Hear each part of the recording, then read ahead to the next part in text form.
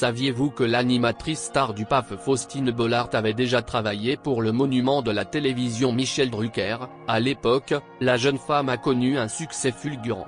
Et pas qu'au plateau de Vivement Dimanche, mais aussi auprès des invités. Il y a 15 ans de cela, entre 2005 à 2010, Faustine Bollaert avait travaillé pour Michel Drucker. En effet, elle officiait en tant que chroniqueuse dans l'émission Vivement Dimanche prochain, sur France 2. À l'époque, son rôle était de présenter l'invité du jour. Le moins que l'on puisse dire, cet emploi a lancé sa carrière dans le monde télévisé. Mais visiblement, le succès de l'animatrice ne s'arrêtait pas sur le plateau. Il semblerait qu'en coulisses la belle brune avait un succès fou auprès de convives. Invité par Cédric Cizer dans Rire et Chanson à l'occasion de son nouveau spectacle, Michel Drucker se rappelait du passage de Faustine Bollaert dans son programme.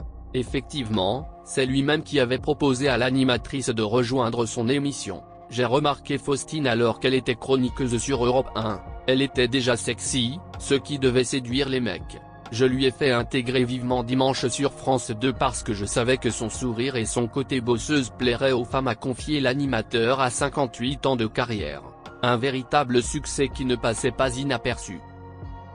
D'ailleurs, selon Michel Drucker, Faustine Bollaert avait aussi un énorme succès avec les invités. En tout cas, c'est ce que le présentateur de France 2 a dévoilé, il y a des invités qui ont dragué des proches.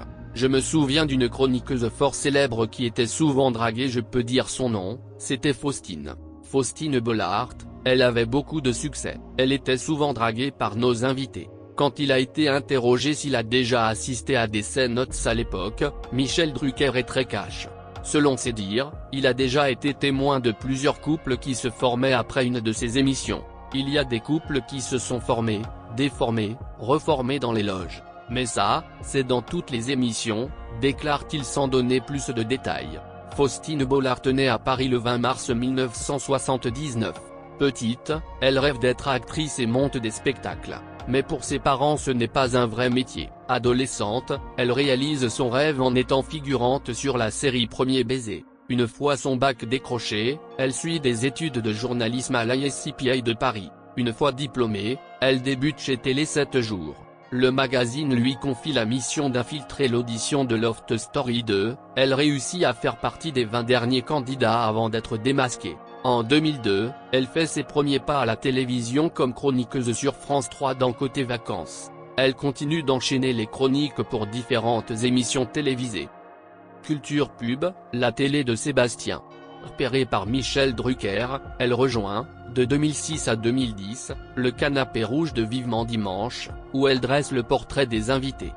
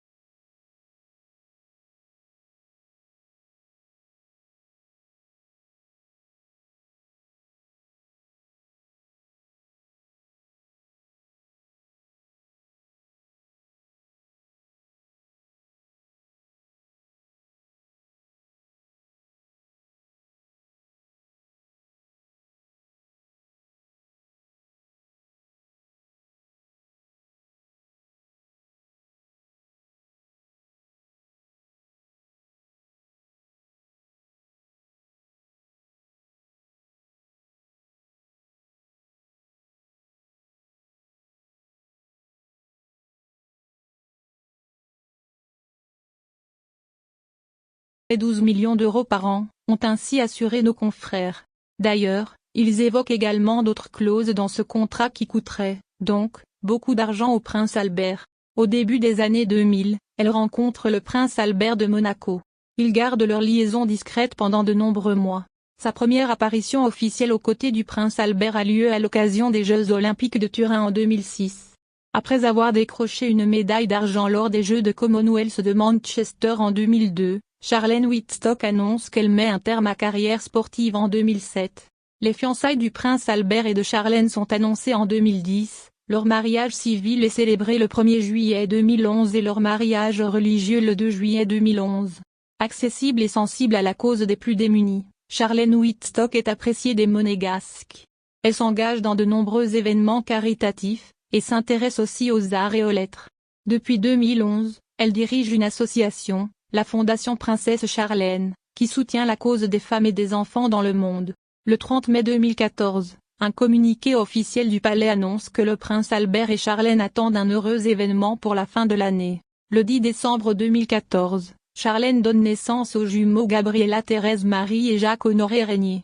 Jacques, bien que né après sa sœur, est le prince héréditaire.